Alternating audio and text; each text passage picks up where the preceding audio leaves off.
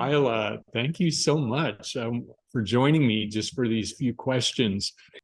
With your work and the work you do with Barb Patterson, can you tell me a little bit more about how the work you do addresses suffering and how suffering shows up in people's lives? Yeah, I like that question. The program that Barb and I are putting together in the fall and the free webinar we have coming up on the 26th, we are looking at how to help people suffer less and enjoy their lives more. And really it's for both Barb and I, it is about acknowledging the human, like the human in us, that we are thinkers, so we are capable of creating a lot of suffering for ourselves. And the cool thing about that is we're also capable of creating a lot of joy and beauty and delight. And it has a lot to do with where we're focusing our attention, but it also has a lot to do with understanding where the suffering's coming from and not being afraid of it. And I think that's one of the big misunderstandings / understandings that we're pointing to, is to really understand that we're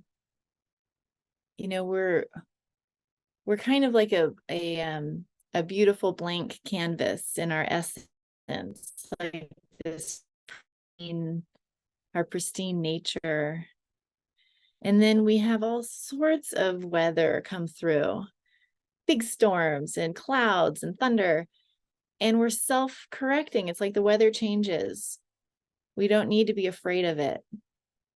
I know that I suffer less when I'm not afraid of my sadness or my anger or my really stormy thinking. I suffer less because I'm not afraid. And the Sydney Banks quote comes to mind here around, if people only knew that they don't have to be afraid of their experience, the whole world would change. It's like my favorite quote, because for me, it's a path of non-resistance. It's like letting the experience come through me and not fighting it, not being afraid of it, not thinking that it's going to destroy me, but knowing I can hold it. I can hold it all. The sky can hold all the weather. This experience, when you work with your suffering, what comes to mind is I think everybody is trying to really create a life where they're really kind of lit up and that they're passionate and that they're fully engaged with life. How does this really work with what you create for the people that, come to you and who, are drawn to this particular work? Yeah. Well, so helping people feel more lit up in their lives, that is a big focus. So how do we help people tap into that and feel more engaged? That is what we're looking at. And I know for Barb and myself, we're both really good at doing, like, I've heard her say this. I've heard her say, like, it's all really hard work, but I'm up for it. Like, I can do it. And, or I go into, well, I know how to do it and it seems like a good idea, so I'm just gonna do it. And it's kind of operating from the part of us, for me, that's all about comfort and safety and knowing I can control things. So I'm gonna stick with the plan and I'm gonna create a life that's safe and reliable and all of this kind of energy that's very responsible. To know that it's not a fact, to know that it's not a fact, to know that thoughts aren't facts and they're not directions. They're not like, I don't need to follow every single thought that comes in. I can question it. I can be like, that sounds like a good idea. It sounds like it would create some safety. Is there any like aliveness to it or not? I remember actually talking to Barb once about my coaching practice, and I was telling her, I'm like, I got a really good idea. It's going to create this much money. It's going to serve this many people. And she said something like, you don't have to do everything just because it's a good idea. And my mind was like, what? Like, I thought that's why I would do things, is that they're good ideas. And instead, what I've been in the practice of looking at, and I know the same for Barb, it's more about listening deeper, like really tapping into that little energy that sometimes it's like a secret desire, or sometimes it's like a longing or a yearning or something that's like kind of tamped down, and to be willing to listen to it, and then to hear the thoughts that go with it of like, well, that's not practical, or that doesn't make sense, and to just quiet, just it's okay, and to let an interesting idea come forward, that maybe isn't part of my plan. That has been so fun and so freeing. And I use that with my parenting. I use it in my relationship with my husband, in my work. I'm not looking for something that's just a good idea. I'm like pausing for a second, just tuning in to, is there something else coming forward here? Let me listen a little bit deeper just for a minute and see what else you got. See what's in there.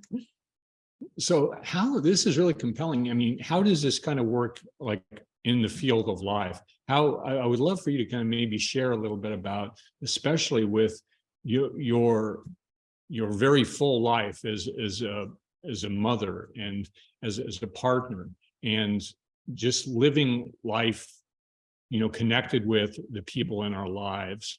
How does this work in a practical and engaging way that really helps us forge deep and meaningful connections, and also to address kind of the disturbances that really occur?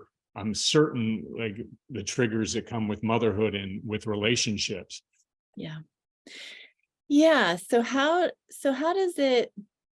does this understanding, like knowing more about our true nature, our authentic selves, about what we have going for ourselves, how does that help my relationships, help me enjoy my relationships more?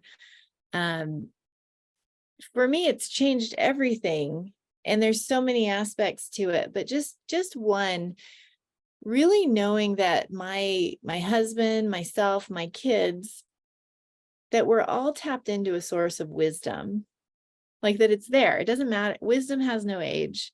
Doesn't matter how much life experience we have, that we have guidance built into us. And that speaks to what I was saying a moment ago about like having a new idea for what to do about a situation with my husband or my kids or my work.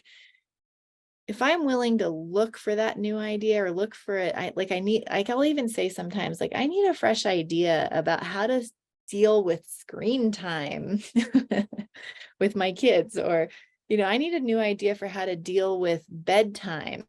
Yeah. So when I'm looking in this direction of more enjoyment and less conflict, less stress, when I'm looking for like, okay, I don't want to do this anymore. I don't want to butt heads.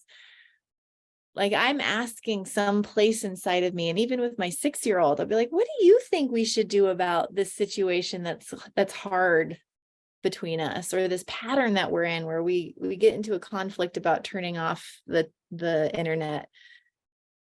He'll have something come forward, especially when I'm coming at him with curiosity and not frustration, when I'm coming at him like he has something to share and some wisdom in him, because he does.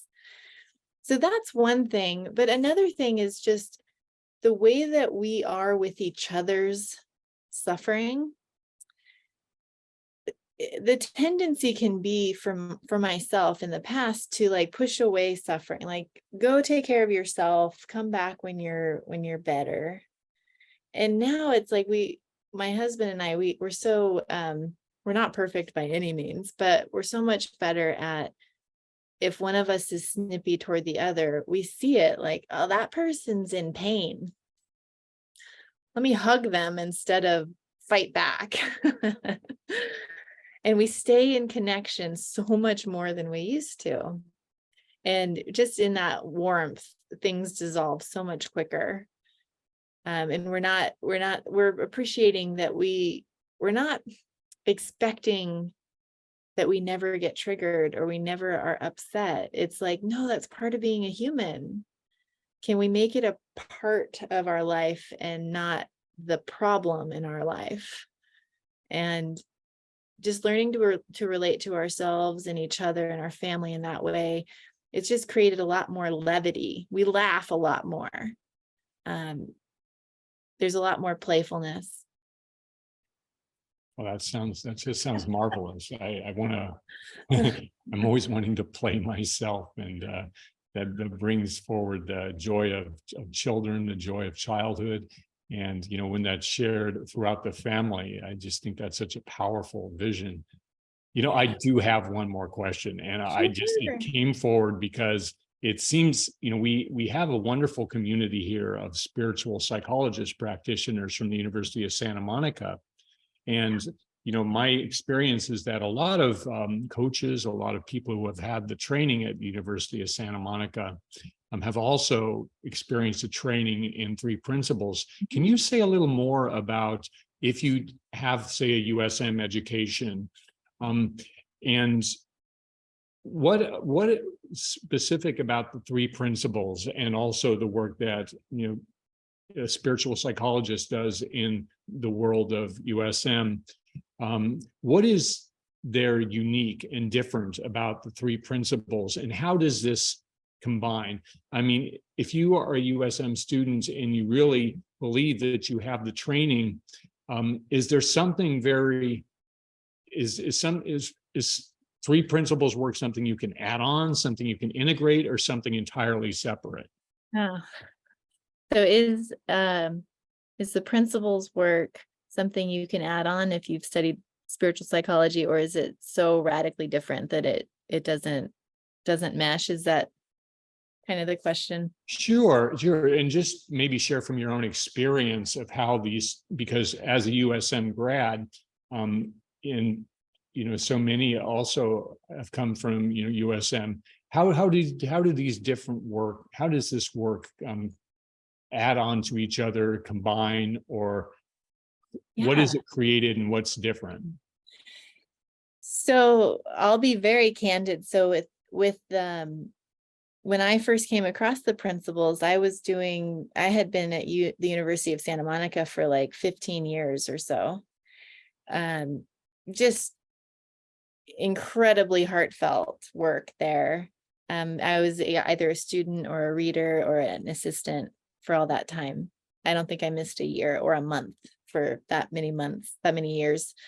I was resistant to learning about the principles, and my coach at the time shared a video with me of a man named Dicken Bettinger working with, who's somebody I have the honor of learning from, and working with one-on-one. But this was about 7 years ago or so. I saw a video of Dicken working with a teenager, and I was working with teens at that time. And I was really fascinated. I was like, what is Dicken doing? Like, what? And it was actually Dicken talking about a session with a teenager. He was kind of given the play-by-play.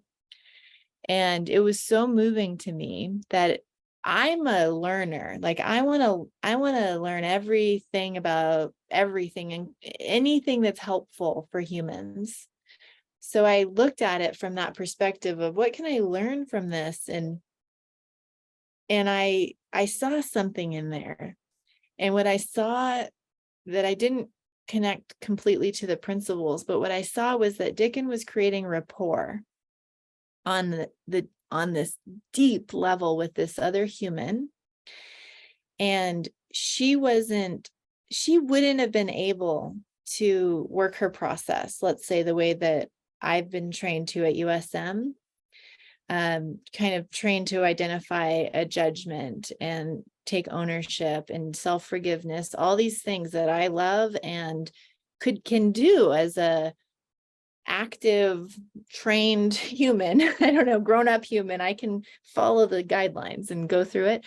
But I was running into a challenge working with teenagers, taking them kind of through the protocol or the steps, so to speak. I was having a tough time trying to get them where I wanted them to go. And then in this moment, I just dropped it all. And I felt like, wow, my job is to create rapport and to reflect back to the human that I'm working with, 13-year-old, 14-year-old, their health and their wisdom, and let their inner healer do the work. Let their wisdom work with them. And I saw it and I was like, okay, I don't care if it's the principles, if it's Buddha, I don't know what it is. This is something for me. And I started working with that. I remember I threw away all of these kind of guidelines I had created for myself for showing up to a session. And I just, like, my being connecting to their being. That's the game. Like, that's all there is. And that's what I've been doing ever since, with some things mixed in when feels appropriate. And it has been a game changer for me. So I was resistant to the principles in theory, but in living it and learning more about it, it's, for me, it's the same essence as USM. It's the same spiritual backbone. And there is a difference in that there's the way that I would go about it as a practitioner working with a human. There's a difference in, I guess, in theory, but the way that I might show up accessing my own wisdom, I might take somebody through the process of self-forgiveness. And I might do a small meditation with somebody if I'm listening to my own wisdom, which you could say is very 3P or very USM. I don't know.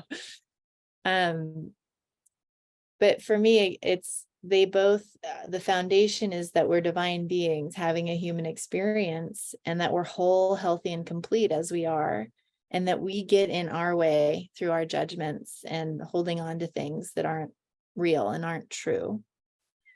And that all awakening is simply letting go.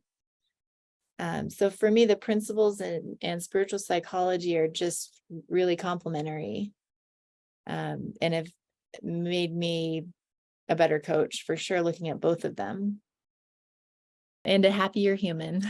Thank you, Aila. This was a beautiful place to land, and I'm so glad that you took the time to really gift us with this space and this opportunity to just really tune into sharing at a very deep level a practice that I think is both simple, profound, deep, endless, and eminently practical.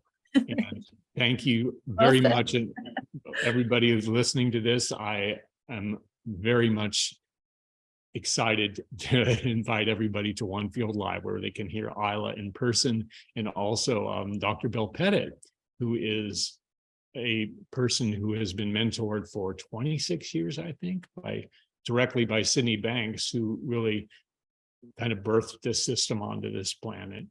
Thank you so much, Aila. Shannon, thank you. And thank you for working through the technical stuff. I really appreciate it, because it is all about the content. But yeah, thank you, Shannon. Thanks.